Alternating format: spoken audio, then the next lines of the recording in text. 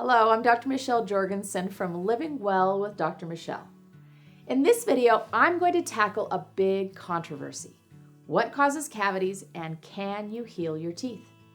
Well, you know the standard answer. If you brush your teeth and stop eating sugar, you won't get cavities. This isn't wrong, but it's not the whole story. So first of all, let's talk about what a cavity is. Your mouth is a veritable battlefield with acid and bacteria as the enemies to strong teeth. If your mouth is acidic from diet and overall health issues, that acid pulls minerals out of the enamel, leaving it weak and vulnerable.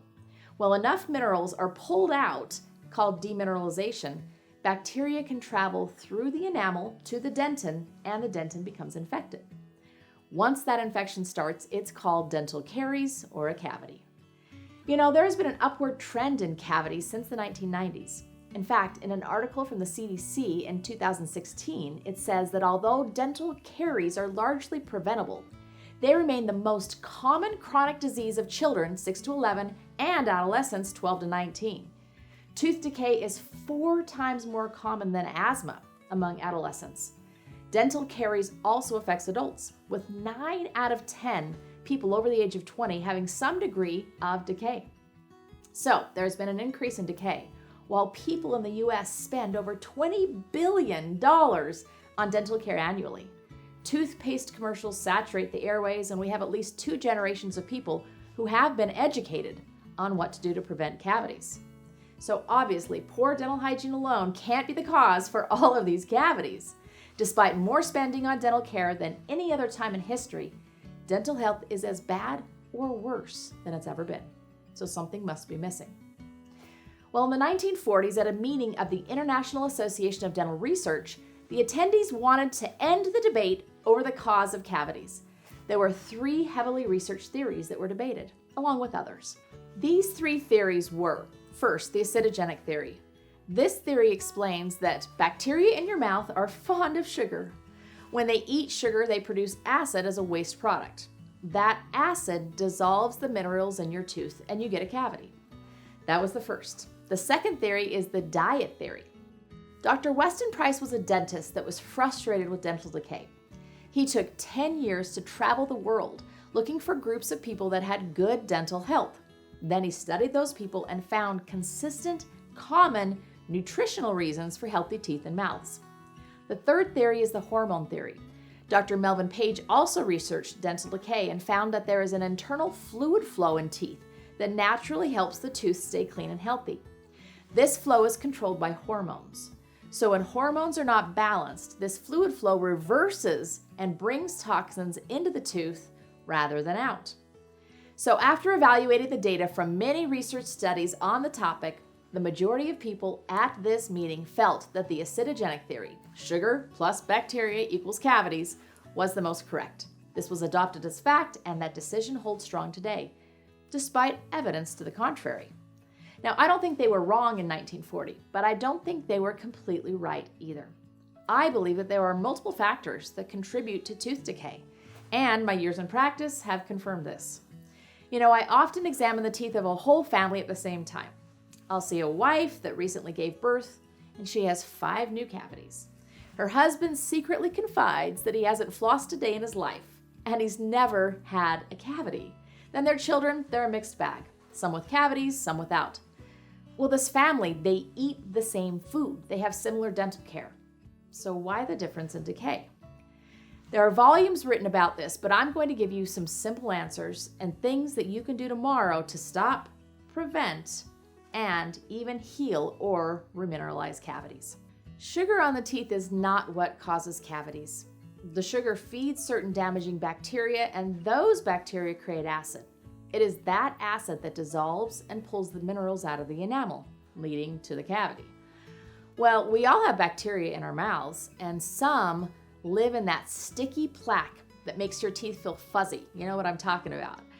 We need these bacteria to protect us, but some also cause problems. You can reduce the number of harmful bacteria, but you can never get rid of all of them. If that plaque stays on your teeth, the bacteria multiply. If you feed them their favorite food, which is sugar, they will create acid, which will dissolve your enamel. As you learned, if enough minerals dissolve, you will get a cavity. As I said, this isn't wrong, but it isn't the entire story. If it was, the husband I talked about previously would have more tooth decay than his wife. So let's talk about an umbrella. When you're using an umbrella, the water beads up on the surface and doesn't soak in because of the tightly woven fabric of the umbrella. It is water resistant. Well, if your tooth enamel is full of minerals, it becomes cavity resistant in much the same way. In fact, if your tooth enamel is strong and healthy, what you put in your mouth, sugar or not, will not have as much effect. My younger brother taught me the truth behind this. During his teenage years, he had a newfangled white braces put on his teeth. He rarely brushed his teeth, so those white braces became orange braces, green braces. The color matched the meal. Funny thing was, he never got cavities around those braces. So if cavities are always caused by bacteria and plaque on your teeth, he would have had a mouthful. So what protected his teeth? Well, simply his teeth were cavity resistant. His enamel was healthy, like that strong mesh. This has everything to do with the miles of tubes inside of every tooth. Your teeth are fed from the inside through blood vessels in the center pulp layer of the tooth. Those blood vessels send nutrients to the pumping cells, which are called odontoblasts, which pump them through the dentin tubules to the enamel on the outside. If you feed your body and teeth the right nutrients, your body will protect itself by using those nutrients to strengthen the teeth. Well, what are those nutrients? We're getting there. Let's go on a trip first. Remember Dr. Weston Price? He lived in Ohio in the 1930s. He became concerned about the increasing amount of tooth decay, abscesses, crooked and crowded teeth that he was seeing in his patients. He was particularly concerned about children because he saw things getting worse. So he had heard of native societies in other parts of the world with strong, healthy teeth, and he wanted to see for himself what they were doing to avoid dental problems. He and his wife began traveling the world. They studied traditional people and what they ate.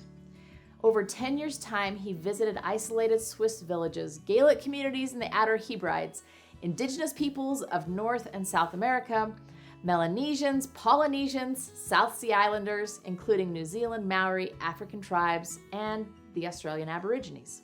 Although the diets were all different from culture to culture, everywhere Dr. Price visited, he found beautiful, straight teeth, little tooth decay, good bone structure, and resistance to disease among people who ate only their traditional diet. Well, his timing was perfect. There were still societies that were untouched by modern food, but not for long. In some communities, he found members of the same family eating in very different ways. In one family, the older brother ate the traditional diet of the area, and the younger brother had adopted a modern diet. This allowed him to see the true effect of diet on teeth. The two brothers had the same genetic makeup, and yet very different dental health. He found that people who started turning their back on their traditional diets did not have the same healthy teeth as those who had stayed true to how they had been eating for centuries. When they added processed and refined foods such as white flour, white rice, jam, canned foods, condensed milk, and sugar, they started having tooth decay and crooked teeth, and started suffering from degenerative modern diseases that these communities had never seen before. You know, his work is indisputable due to one key piece of evidence. He had a camera. He took rolls and rolls of pictures, documenting his findings in vivid detail. What did he find? Well, what did these people eat that was so key to their health? Dr. Price found that the diets of these traditional people were very nutrient dense. They contained vastly more vitamins and minerals than the American diet of his day, and that standard American diet has been in steep decline since the 1930s, so the difference would definitely be more pronounced today. These traditional diets provided at least 4 times the water-soluble vitamins, calcium, and other minerals, and at least 10 times the fat-soluble vitamins that people were getting in America at the time. Although different societies were eating different foods, some were eating whale blubber and others butter from grass-fed cows, the constituents of those foods were the same. Is this the missing piece? I think it's a big one. Remember the concept of the water-resistant umbrella.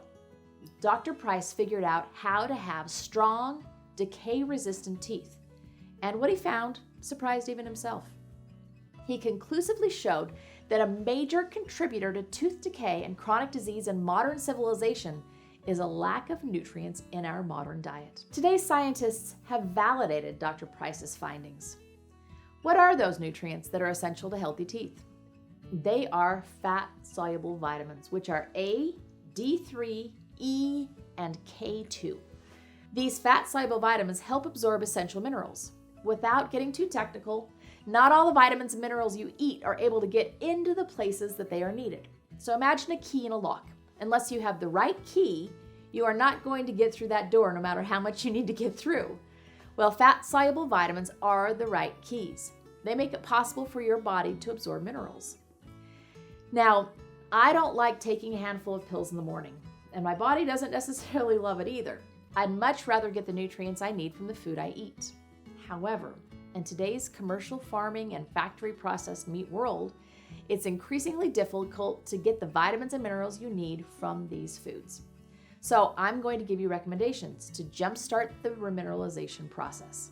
And I encourage you to check out my book, Healthy Mouth, Healthy You, for healthy tooth recipes, nutrition information, and all sorts of other things. Step 1, you need to get minerals on the tooth. The enamel in your teeth acts like a tiny receiving dock. Your teeth are in constant flux with the saliva removing and returning minerals throughout the day and night. As long as more minerals are being deposited than are removed, your teeth will stay healthy. On that receiving dock, if the doors to the warehouse are closed, it doesn't matter how many minerals are delivered. To keep those doors open on your tooth so the minerals can get in, the tooth must be clean, and you have to be certain of one thing. Make sure you aren't using a tooth care product that contains glycerin, because it will coat the tooth and the minerals can't get in. That's why I formulated a line of tooth powders. These tooth powders clean the teeth so well, people say it actually feels like they just had a dentist cleaning. And it doesn't have any glycerin, so the minerals can get into the tooth. It's also full of hydroxyapatite, which is actually the mineral your teeth are made of. Fill those tubules with the right minerals from the outside. Step 2, minerals from the inside.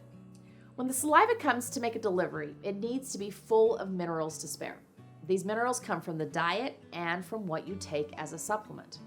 We've all been taught to take calcium supplements to build your bones and your teeth, but that's not the whole story. Let's take a journey with that calcium pill you took this morning. Down the hatch it goes, through the stomach, into the intestines, then it's actually absorbed through the intestinal wall. It enters the bloodstream, looking good so far. The bones are needing a little extra calcium today, so the calcium heads over there and it's rejected. That's right, the bones tend to reject calcium. The first problem with a calcium supplement. The calcium needs to be accompanied by two friends, vitamin D3 and vitamin K2, to be effectively absorbed and used. Without these helper nutrients, calcium builds up in the plaque and coronary arteries, and it creates stones and organs. In fact, without adequate vitamin D3 levels, your body will only absorb 10 to 15% of the calcium from your diet or supplements. The vitamin K2 is then needed to direct that calcium to the proper location.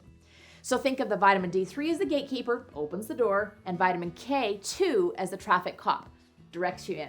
The gate can be open, but without direction, there's chaos. Both are essential for healthy teeth. So your tooth remineralization game plan will be: use a tooth care product without glycerin and with hydroxyapatite. My tooth powder is exactly what you need for this. Step 2, take a mineral supplement that is absorbable and specific for tooth strength. The one that I recommend is called Tooth and Bone Formula. Third step, take a vitamin D3 K2 supplement. You need to have 5 to 10,000 IUs of the vitamin D3 with enough vitamin K2 per day. Now remember, vitamin K2 is different than vitamin K1, which affects clotting. My product I recommend is called vitamin Decay.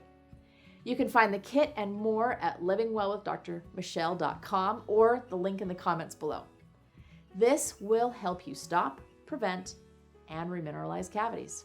So if you have any questions about tooth health, about what I've discussed here, feel free to ask them in the comment section below. If you found this information helpful, please give the video a like and make sure to subscribe to our channel for more health and wellness related content, and make sure to tap that bell. Thank you so much for watching. Let's live well together. Make sure to purchase below. I'm excited for you to really get on top of cavities and make healthy teeth a way of life.